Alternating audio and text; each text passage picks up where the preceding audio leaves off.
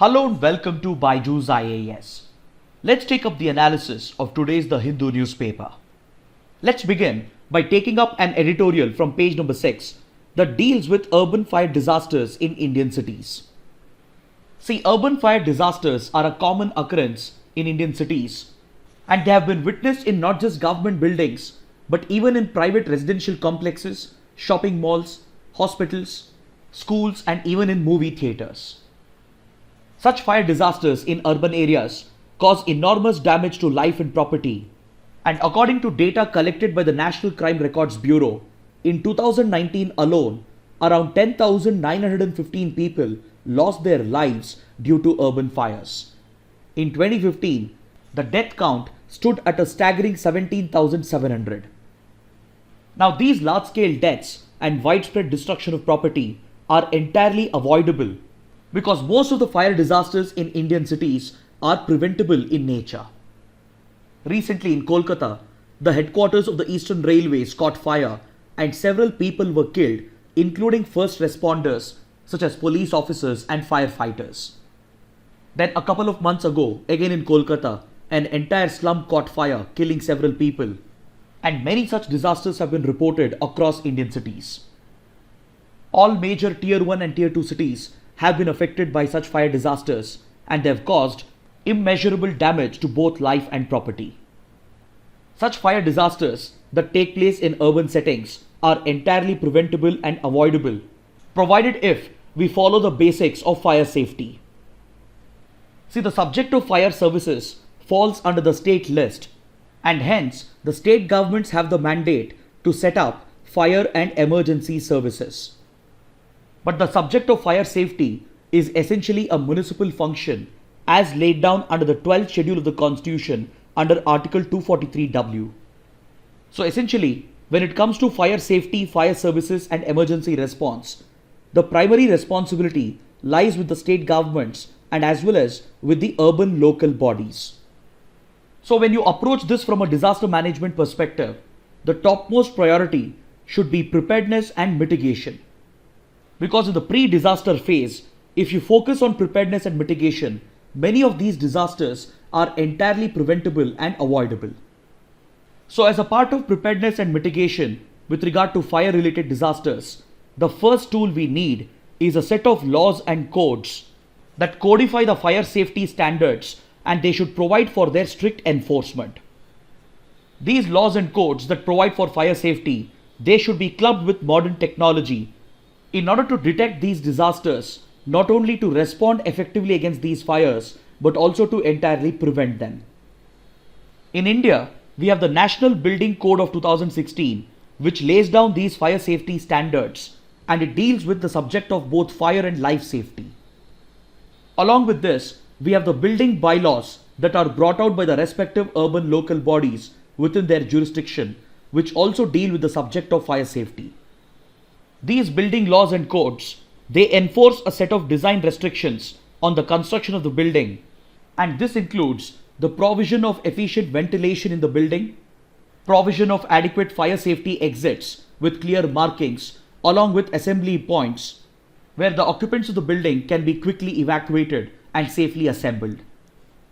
These codes also provide for the classification of buildings into different categories, and they also enforce zonification in order to restrict the construction of buildings in hazard-prone areas. The National Building Code also mandates the installation of early warning and immediate response systems, such as the installation of smoke alarms and smoke detectors, and as well as the installation of sprinkler systems. The Building Code also encourages the usage of fire-resistant material in the construction, and as well as the adoption of fire-resistant design during the construction phase itself. It also mandates the frequent conduct of mock drills and fire safety exercises in order to promote greater awareness and preparedness amongst the occupants of the building. These drills and exercises will help in reducing confusion and fear amongst the people, and it will keep them better prepared to deal with fire-related disasters. Through these drills and exercises, the occupants of the building can become familiar with the evacuation plans and the evacuation routes, and if required, they can even assist the fire and emergency services in successfully fighting the fire.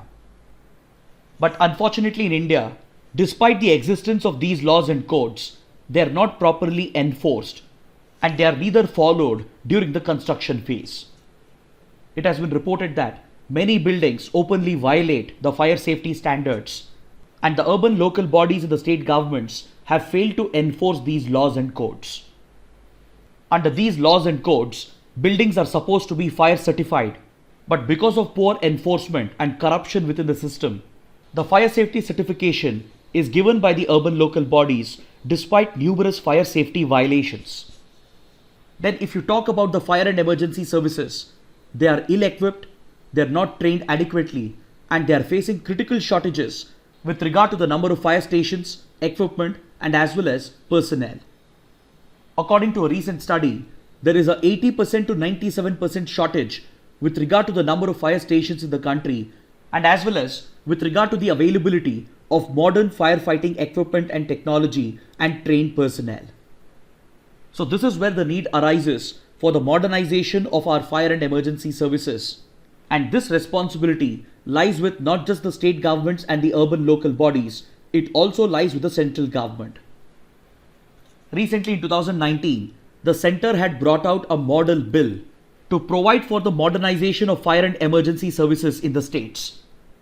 So in this regard, the centre will have to enable the states with additional funding so that at the state level, the fire and emergency services can be modernized with the creation of adequate number of fire stations, especially in hazard-prone areas.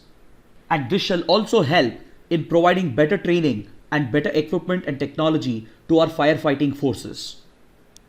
So along with efficient fire and emergency services, what we need is upgraded fire safety standards with very strict enforcement by the urban local bodies.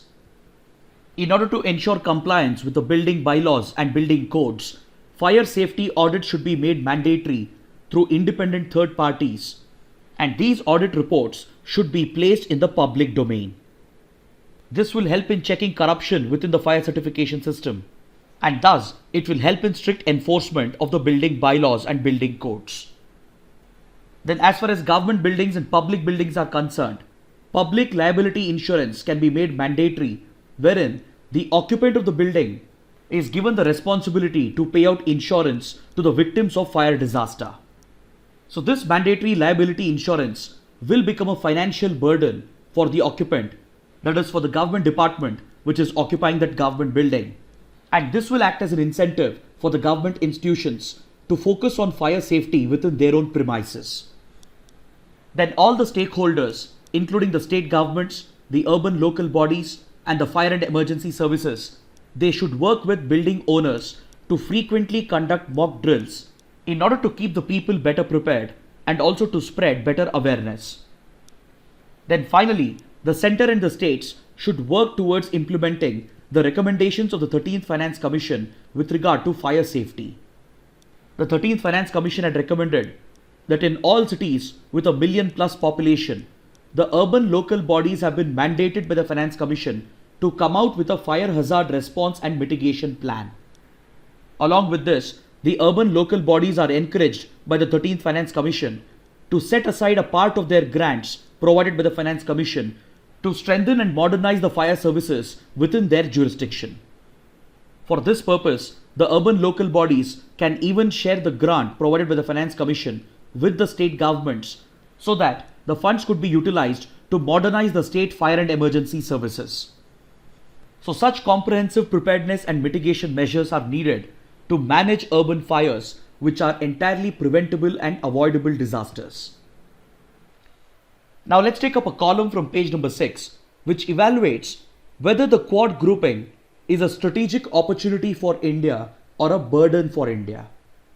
See, Quad or the Quadrilateral is an informal diplomatic grouping involving the United States, Japan, Australia and India. The idea of the Quad was first proposed by the then Japanese Prime Minister Shinzo Abe as a part of his free and open Indo-Pacific strategy. Because since 2007, Japan has been extremely concerned about the rising military aggression of China, especially in the South China Sea and as well as in the East China Sea. In this part of the Indo-Pacific, China has entered into multiple maritime disputes with Southeast Asian countries and as well as with Japan. Japan and China have a standing maritime dispute over the Senkaku-Diaoyu Islands located in the East China Sea. And China's display of military aggression with regard to these disputed islands had left Japan worried about its security interests in the Indo-Pacific region. So then Japan had proposed a grouping of like-minded democratic countries which could enforce a rules-based order in the region, primarily to contain China's military aggression. So based on this concept, a few years later, the Quad emerged as an informal diplomatic grouping involving the US, Japan, Australia and India. The primary objective of this grouping is to enforce a rules-based order in the Indo-Pacific region and to defend the fundamental right of freedom of navigation and overflight, which has been guaranteed under the UN Convention on the Law of the Sea. So this grouping is determined to enforce international rules and international law, and its primary area of focus is the Indo-Pacific region, particularly the West Pacific Ocean. Now India, on the other hand, was parallelly facing several challenges from China, especially in the Indian Ocean region. Because from 2005 onwards, China started stepping up its military and diplomatic presence across the Indian Ocean region, including in India's neighboring countries. And along with this, China's proposal of an ambitious connectivity project, that is the Belt and Road Initiative, made India all the more concerned about the encroachment of its strategic influence by China. So this led India into a military and strategic competition with China across the Indian Ocean region. And in response, India started stepping up its strategic and defense relations with several littoral countries of the Indian Ocean, along with stepping up its defense preparedness, especially its naval reach, through the conduct of several military exercises and through the provision of defense sales and defense training to friendly countries in the Indian Ocean. Plus, India also started focusing on several regional groupings such as the Indian Ocean Rim Association, the Indian Ocean Commission, etc. And this outreach of India towards the Indian Ocean region was primarily meant to contain the rising military and diplomatic influence of China. So parallelly, when the Quad grouping was proposed, India found this to be the right opportunity to align with other like-minded countries such as US, Japan and Australia to jointly contain the influence of China in the Indo-Pacific. At the same time, there was growing defense and strategic alignment between India and the United States. And the US had already stepped up its defense sales to India, especially the sale of strategic defense platforms. And both the countries were involved in several joint training and military exercises, including the Malabar naval exercises. And they even went on to sign several defense-related agreements, such as the 4 foundational agreements, which provides for greater interoperability between the Indian and the US forces. So this increasing alignment of India's security and defense interests with that of the United States and as well as with that of Japan and Australia led India into this grouping. But however, India was always slightly hesitant about turning this grouping into a hostile grouping targeted solely against China. This was made very clear by the Indian Prime Minister as well when he participated in the Shangri-La dialogue in 2018, and he clearly stated that India would never become an ally of any country and form any groups targeted against any country. This was seen as a reiteration of India's commitment to its principle of strategic autonomy.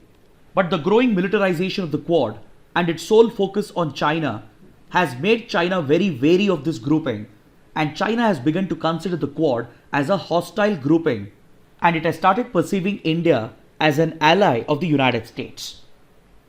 Now this is where the Quad starts becoming a burden on India despite the strategic opportunity that it presents. Because see, the American interest in the Quad is largely defined by its own self-interest, which is to contain a rising China and to retain its superpower status and maintain its global hegemony. Because the economic and military rise of China has brought it in direct competition with the United States, and along with this, the ongoing decline of the US in global geopolitics has led China to openly challenge its superpower status. So at the global level, a cold war is going on between US and China, and both are just driven by their interest in establishing their global hegemony. Now this is where the writer is asking India to realize that the Quad has a core structural problem and it doesn't exactly suit Indian interests, and instead it could end up becoming a burden on India. The core structural problem with the Quad is that it is largely centered around the United States and around the American interests in the West Pacific. But contrary to this, India's core interests lie in South Asia and the Indian Ocean region and not in the West Pacific. India has clearly learned this lesson through a bitter experience, and most likely China has made every attempt to drive home this lesson for India through the recent clashes at Ladakh. The writer hypothesizes that the latest incursions carried out by China in the Ladakh sector was a deliberate attempt on China's part to escalate tensions with India as a direct response to the growing strategic alignment between India and US in the Indo-Pacific region. The Ladakh clashes have made India realize that the real threat for India from China comes across the land borders and not in the Indo-Pacific. India shares a disputed and undemarcated border with China which runs to up to 3,500 kilometers. And as far as these border tensions are concerned between India and China, the United States is highly unlikely to directly help out India. This is where the core structural problem of the Quad arises, because on one hand, India is primarily driven by its fear of a rising China and its rising military aggression against it. But on the other hand, the other powers in the Quad, that is US, Japan and Australia, they are more focused on the Indo-Pacific, especially the West Pacific, which serves their geopolitical interests. Till now, they haven't displayed any intention to come to India's assistance as far as the border disputes and border clashes are concerned. So there is a clear disalignment between India and the other members of the Quad as far as territorial disputes are concerned. Now that all the 4 Quad countries are involved in maritime naval exercises through the Malabar exercise, it makes it clear that the Quad is predominantly a maritime security based grouping. Whereas for India, the real threat from China emanates from the land borders, and this is where a clear disalignment arises between Indian interests and the interests of the other Quad members. See, right now, the Quad grouping is holding discussions at the ministerial level for several years, and now it has been announced that the Quad has been elevated to summit level, and in just a few days, the Prime Ministers and Presidents of these 4 countries are all set to have a summit level interaction. While this highlights the growing profile of the Quad, it is for India to question whether the interest of the Quad aligns with its national interests. Because otherwise, India would unnecessarily be risking an escalation with China, as China perceives India to be an ally of these countries, and India's interests would be better served by having cordial relations with China instead. Next, on page number 10 and 13, we have 2 articles which provides us insight into America's evolving policy towards Afghanistan. Yesterday we spoke about the Afghan civil war and the US-Taliban peace deal in complete detail. Yesterday I had mentioned that the new Biden administration has carried out a review of Trump's Afghan policy, including the peace deal that the Trump administration had signed with the Taliban. Following this review, the Special Envoy of the United States, Mr. Zalmay Khalilzad, and the US Secretary of State, Mr. Antony Blinken, both have made it clear that the United States is seeking for a more inclusive government in Afghanistan. This basically means that, according to the United States, the current civilian government in Afghanistan is not inclusive enough, and it's a call being given by the US, according to the terms of the peace deal, to enable the return of the Taliban to power by being a part of the future Afghan government. Now, this approach of the US has serious repercussions for India, as discussed yesterday. And while India is being cautious towards this evolving American policy towards Afghanistan and the Taliban, the Afghan political leaders, on the other hand, they have clearly rejected this approach of the US, which is seeking to allow the Taliban to return to power by being a part of the future government. In the meantime, to pacify India and other countries in the region, the United States has proposed a new round of talks and mediation under the banner of the United Nations.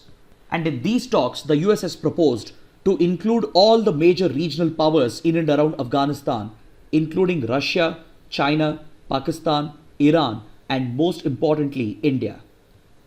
Because previously, whenever the Afghan related consultations were taking place, India was always excluded. be it with regard to the Doha talks that led to the Doha peace agreement between US and Taliban, or the Moscow process that was organized by Russia.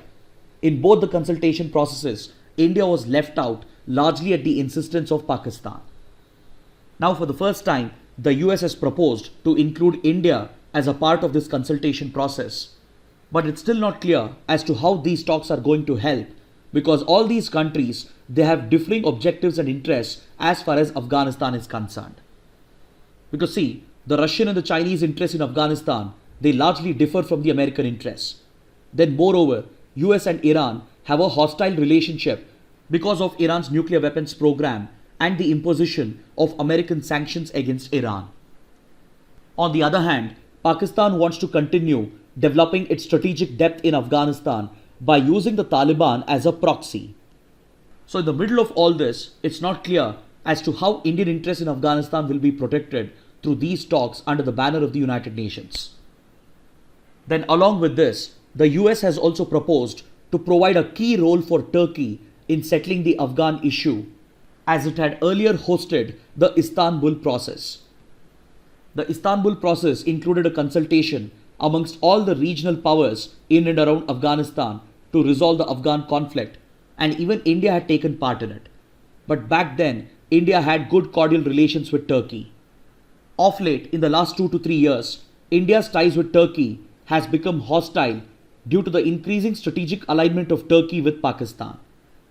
In the last few years, whenever Pakistan has tried to internationalize the Kashmir conflict at OIC and the UN, and whenever it questioned India's internal policies related to Article 370 and the Citizenship Amendment Act, Turkey gave diplomatic support to Pakistan, thereby disrupting its ties with India. So the revival of the Istanbul process under the leadership of Turkey is again unlikely to protect Indian interests in Afghanistan.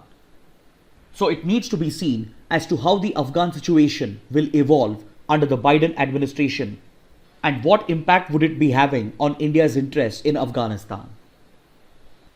Now let's take up another column from page number 6, in which the writer makes an appeal for a new and modern agriculture regulatory framework for India. As the protests around the new farm laws are growing, the writer says that there is a desperate need for a new agriculture regulatory framework that is comprehensive, which can promote agriculture competitiveness, that could enable Indian agriculture to compete with the global markets, and this in turn would secure the future and the welfare for the Indian farmers.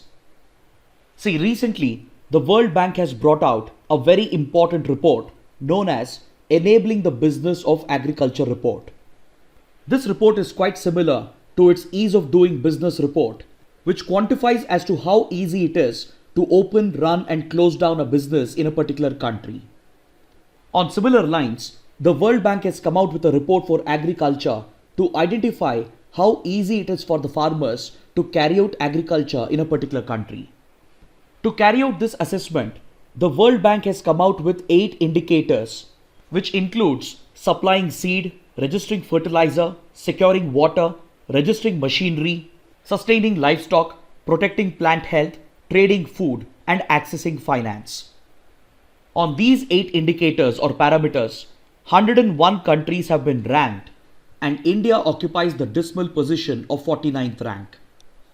See, without a doubt, the regulatory environment in the country directly enables agriculture and the farmers. The farmers' competitiveness and the country's agricultural productivity is directly dependent on the regulatory framework that is present. Because the laws, policies and the regulations brought out by the government plays a direct role in enabling the farmers access cheap credit and as well as agricultural inputs. And this essentially determines the cost of production. Government laws and regulations will also determine farmers' access to agricultural markets, and it also determines the extent of private participation in the farming and agriculture sector. Compared to India, the top 3 ranked countries are France, Croatia and Czech Republic. And even amongst the top 20 emerging group of countries, India has been rated as the second least favorable country with regard to its regulatory environment. Even amongst close competitors within the BRICS grouping, Brazil, Russia and China are way ahead of India with regard to their regulatory environment, and only South Africa is seen to be lagging behind India. As compared to Brazil, Russia and China, India has performed the weakest in 5 out of 8 categories. This includes registering fertilizer and registering machinery, securing water and sustaining livestock, and as well as with regard to protecting plant health. On these 5 indicators, India's performance has been very poor, whereas in the other 3 categories, that is supplying seed, trading food and accessing finance, India has performed way above average. So keeping the findings of this report of the World Bank and India's rank in this index, it's very important for the Indian government to come out with a comprehensive agriculture regulatory framework, because in the future, world agriculture and the global food security and food production is going to be extremely dependent on middle income countries such as India, China, Brazil and Indonesia. So if India has to capitalize on this upcoming opportunity, then it will have to create the right kind of environment for the Indian farmers so that they can compete with the global markets. And such a farmer-friendly agriculture regulatory system is needed in order to boost India's agricultural productivity and thereby the income of farmers. Now let's take up another column from page number 7. According to this column, several key central security forces have been left without a full-time head for several weeks. This includes the CRPF, the CBI, and as well as the BPRD or the Bureau of Police Research and Development. And in some cases, the existing chiefs of some organizations have been given additional charge of other forces as well. For example, the head of the Narcotics Control Bureau has been given additional charge of the BSF, which happens to be India's largest paramilitary force. Then the Director General of the ITBP has been given additional charge of the National Security Guards, which is an elite special force. So the lack of timely appointment of full-time heads to these security forces is going to affect their efficiency and their operational capabilities in the long run. Since these central security forces play a critical role in protecting the internal and national security of the country, it's very critical for the government to speed up the decision-making process with regard to the appointment of the heads of these security forces. Because currently the full-time heads who are appointed, they all enjoy a very short tenure, because the officers who are selected to head these forces, they are at the very fag end of their career and they are due to retire within a few months or maybe at the maximum in a year or so. So the column suggests a solution to speed up the appointment process in order to ensure that effective and stable leadership is provided to these central security forces in the larger interest of the country's security. The writer suggests that the government should start appointing the heads of these security forces at least 3 months in advance before the current head is set to retire. And those who are appointed should be given a minimum 2-year security of tenure, or they should be allowed to serve until their superannuation. And while appointing the chiefs of these security forces, the government will have to take enough precaution to ensure that these officers have had enough prior experience in that particular organization, because otherwise, if complete outsiders are brought into these security forces, they may not be able to understand the unique challenges being faced by each security force. To speed up the decision-making process, the UPSC could always keep a panel of officers ready, and from this approved pool of officers, the government can make its choice and provide for timely appointments so that these critical security forces do not go without a chief or a head, which directly affects their efficiency and their operational capabilities. Now coming to the mains practice questions for the day. The first question: nearly all major Indian cities have a brush with destructive but often preventable accidental fires each year, leaving in their wake lost lives and destroyed property. In this regard, suggest the preventive and preparedness measures that can be taken from a disaster management perspective. The second question: the quad grouping neither shares a strategic vision nor is it animated by a shared agenda. Critically evaluate. Kindly write an answer to these questions and post your answers in the comment section below. So this concludes our discussion for the day. Thanks for watching.